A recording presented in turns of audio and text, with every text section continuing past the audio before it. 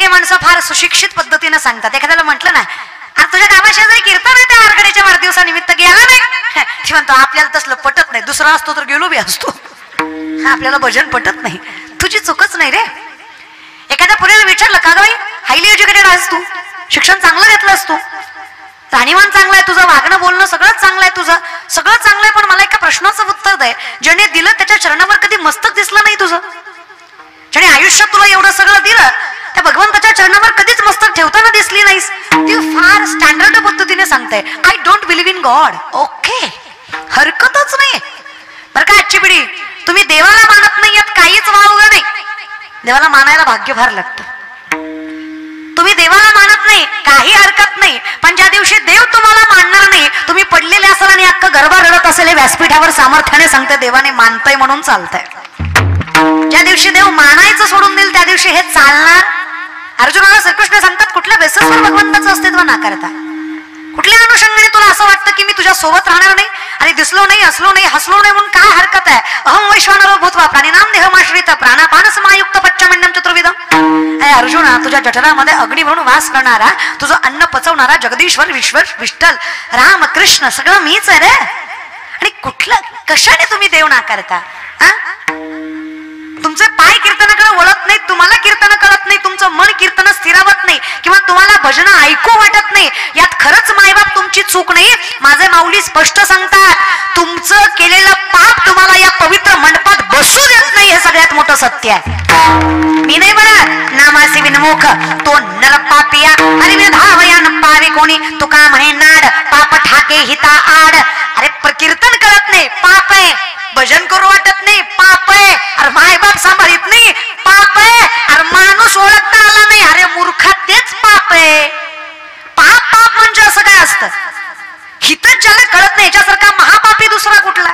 आम्ही तुकोबांना विचारलं, का हो तुकोबा, जीवनात सगळ्यात लाजिरवाणी गोष्ट कुठली, महापापाची गोष्ट कुठली? तुकोबा म्हणले, खरं सांगू का भक्तांनो, मला कधीच लाज वाटत नाही. तेजोनिया जन भक्ती करी असं बघताय मी लोकांचा विचार करत नाही. लोकांनी मला मूर्ख म्हणलं तरी मला लाज वाटत नाही, येडा म्हणलं तरी लाज वाटत नाही. अहो, लोकांनी मला किती नावं ठेवले, उघडा फिरलो तरी लाज वाटत नाही, हाणलं तरी वाटत नाही, मारलं तरी वाटत नाही, बोललं तरी वाटत नाही. काय माणूस आहे तुकोबर आहे तुम्ही? एवढ्या लोकांनी नावं ठेवा तरी तुम्हाला काही वाटत नाही. ते म्हणले, या लोकांच्या बोलण्यानं मला काहीच वाटत नाही, पण ज्या दिवशी माझ्या मुखात त्या जगाच्या मालकाचं नाव येत नाही त्या दिवशी जीव द्यावा इतकी लाज माझी मला वाटते. ही सगळ्यात लाजिरवाणी गोष्ट आहे. आयुष्यात भजन न आवडणं याच्यासारखी लाज वाटणारी गोष्ट जीवनात दुसरी. हे लक्षात घ्या, ही सगळ्यात लाज वाटणारी गोष्ट आहे की जगाचा मालक कळत नाही आणि लोकांना हे स्टँडर्ड वाटतंय. लोकांना कीर्तन ऐकाविषयी वाटत नाही, हे चांगलं वाटतंय, हेच फार मोठं पाप आहे. आणि आजची पिढी तुम्ही कष्ट करत नाही असं नाही रे पोरांनो. बहिणी म्हणून आत्मीयतेनं सांगताय, तुम्ही मनभर मरता, पळपळ पळता, करायचं तेवढं कष्ट करताच. फक्त चुकली या वर्म आपणे यश मिळत नाही त्याचं कारण आहे. तुका म्हणे, सोपे आहे सर्वाहुनी फक्त शहाणा तो धनी, ज्याला मानताय तोच मूर्ख आहे. गुरु येडा असला की आपोआप शिष्य येडा होतो. धनी म्हणजे संसाराचा परमार्थाचा दोन्ही विचार करा. संसारात सुद्धा कधी सुख लागतं माय मावल्या, सगळं जग वाईट भेटावं, फक्त नवरा चांगला असा. खरंय की नाही? म्हणजे बाई काय म्हणते, सासूनं बोलावं, सासऱ्यानं बोलावं काही वाटत नाही, नंदेनं हिनवावं, जावेनं हिनवावं काही वाटत नाही. वाईट फक्त तवा वाटतं जेव्हा हे दलिंदर बोलतो, वाईट तेव्हाच वाटतं की नाही? म्हणजे खरंय की नाही? म्हणजे अख्ख्या मी नाही म्हणत बरं, आपण काय बोलावं महाराज, माऊली म्हणतात, जरी सख्याचा जिव्हाळा बाया सासरवासच आहे, जर प्रेम नवऱ्याचं आहे तर बाई सामर्थ्याने संसार करते. मग अख्ख्या घराबाराने जरी तिला म्हटलं तू वेडी आहे, तुला अक्कल नाही, तुला काही जमत नाही, तुझ्या आई बापांना काही शिकवलं नाही, तरी तिला काही वाटत नाही. पण ज्या वेळेस नवरा बोलतो त्यावेळेस वाईट. सगळ्या गावांना बोलावून फक्त रात्री आल्यावर नवऱ्यानं म्हणा, कशाला टेन्शन घेते, मी आहे ना. बाई दुसऱ्या दिवशी आनंदाने नाचते महाराज, तिला काहीच वाटत. खरं आहे ना संभाजीनगरच्या मायमावल्या, खरं आहे का? अगं माझं झालं नाही म्हणून तुम्हाला विचारते, खरं आहे का? माझं झाल्यावर अक्कल येईल मला, तोपर्यंत तुम्ही सांगा खरं आहे का? खरं आहे. मला जनाई माता म्हणतात, देवा सगळं सहन केलं असतं, फक्त हे सगळं सहन करायची ताकद कशात आहे माहित आहे? वर्णन आहे जनाबाईंचं. उबगले सासरी, उबगले म्हणजे कंटाळले, उबगले सासरी मजाता माहेरा सिन्या,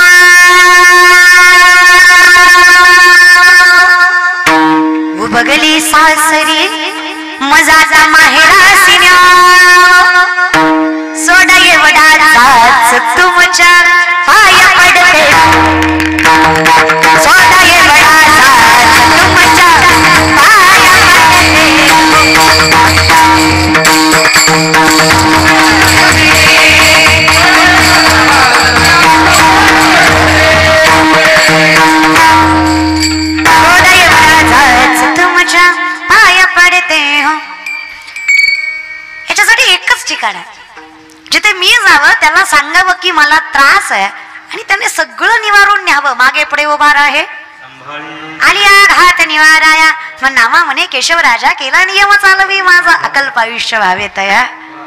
हा माझा नियम आहे, मी बोलावं आणि त्याने लाज राखावी. काय रे, आणि 22-23 वर्षाची पोरगी मी, आयुष्यात येऊन काय केलं असणार आहे? काय एका पायावर भरून तपश्चर्या केली काय वनात जाऊन? नलगती सायास जावे वनांतरा सुखी येतो घरा नारायण.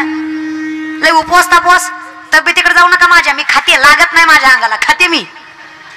माणसं मला तोंडावर म्हणतात ताई तुम्ही टीव्हीत लय चांगल्या दिसत्या, समोर लय किरकोळ आहे. अगं ती टीव्ही आहे, ते असत्याच आहे बऱ्यापैकी. आणि हे कलियुग असं आहे, इथं 4 माणसं एकच खोटं बोलली की खोटं सुद्धा खरं होतं. कळतंय? याला चाणक्य नीती म्हणायची. आयुष्य असंच चाललंय आपलं. आपण कुठली गाडी घ्यायची, कुठेतरी एसी मध्ये हॉलमध्ये बसून एखादा माणूस ठरवतोय आणि आपण घेतोय. आपण कुठला ड्रेस घालायचा हे कोणीतरी ठरवतोय आणि मग आपण घालतोय. आपल्या मनावर आपलं काहीच चाललं नाहीये. It is all about advertisement. हे सगळं जग प्रचारावर चालतं. आपल्याकडे ज्या साबणाने गोरं होतं ते साबण कधी खपणार नाही, पण ज्या साबणाच्या ऍडव्हर्टाइजला हिरोईन गोरी वापरली ती साबण खपणारच. आता याला कोणी सांगा तिची आई गोरी होती म्हणून ती गोरी झाली, ती काय त्या साबणानं झाली व्हायला मूर्खा. एवढी जर आपल्याला अक्कल नाही, कल्पनेची बाधा न हो कवने काळी ही संत मंडळी सुखी असो.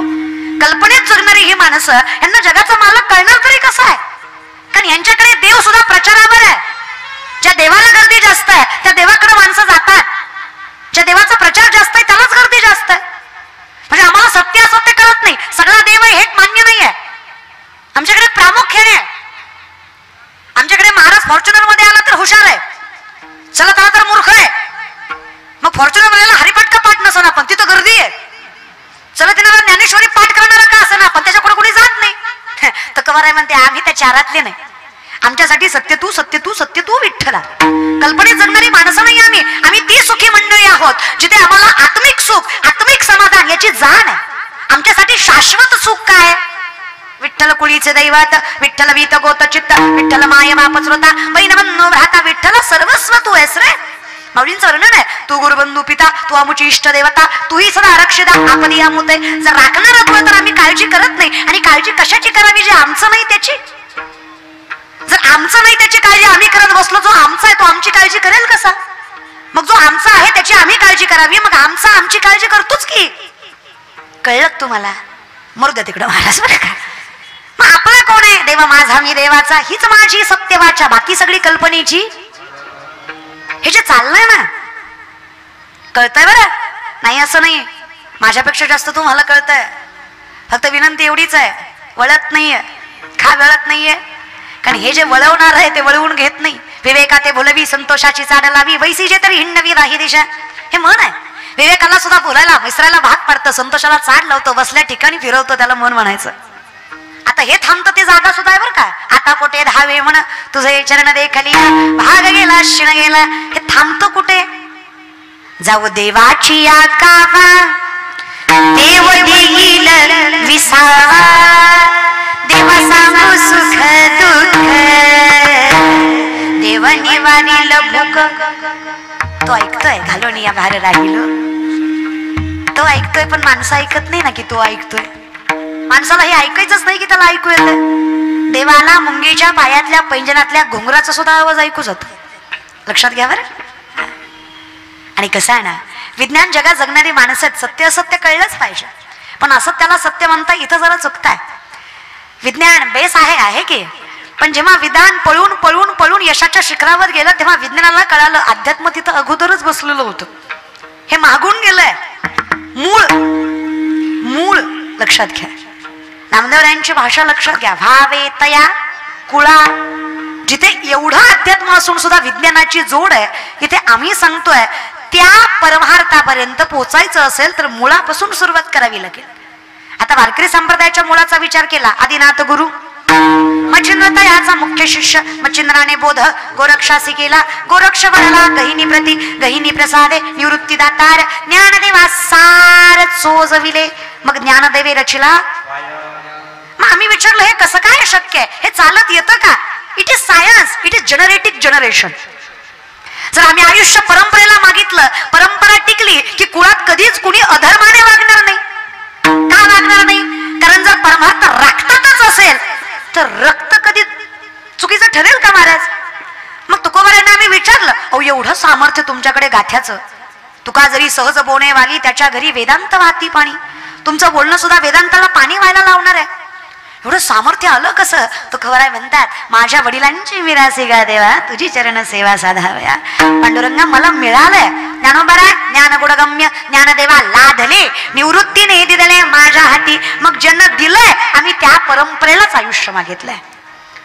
मग ह्यात प्रत्येक जण आला, भाविक आला, भक्त आला, माळकरी नाही वारी करतोय तरी सुखाचा आहे, माळकरी नाही गंध लावतोय तोही सुखी आहे, जो प्रयत्न करतोय तोही सुख आहे, ज्याला जमलंय तोही सुख आहे. म्हणजे आमच्याकडे इथे नाही तयावन भुकेला विठ्ठल, येईल तैसा बोल रामकृष्ण. असंच म्हणा तसंच म्हणा असं काही नाही आपल्याकडे. भावीविना भक्ती, फक्त भाव पाहिजे. काही नलगे एक भावाची कारण तुका म्हणे आण विठोबाची. काळवेळ नाम उच्चारिता नाही, दोन्ही पक्ष पायी उद्धरती. आपल्याकडे जसं जमल तसं, एवढं काही हरकत उच्च नीच काही नेणे भगवंत तिष्ठे भाव भक्ती. नाही हरिपाठ जमला तरी हरकत नाही, मुखात विठ्ठल आलं तरी खूप आहे. कळतंय ना?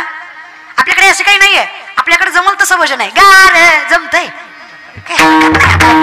डोंगराची हवन व्हायला सासना गार काही जाऊ घडणे. माझं काही म्हणणं नाही की असं म्हणू नका तसं म्हणू नका. माझी फक्त विनंती एवढीच आहे, भजनात नशा असावी, भजनात नशा असावी, नशेत भजन नसुनी.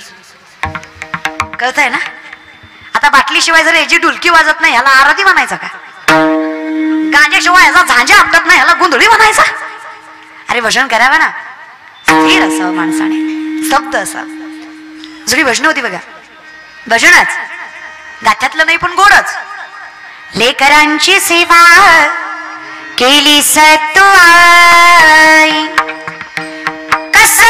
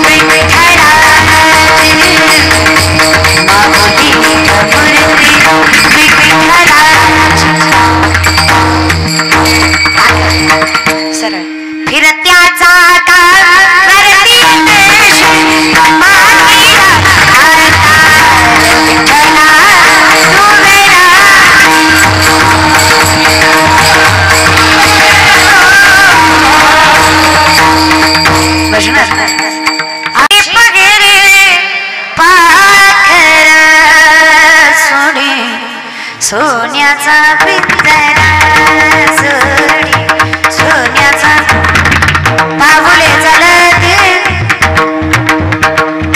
बसले जरा मुलं, बाबुले चालते दुखी संसाराचे, दुखी संसाराचे बाबुले चालते,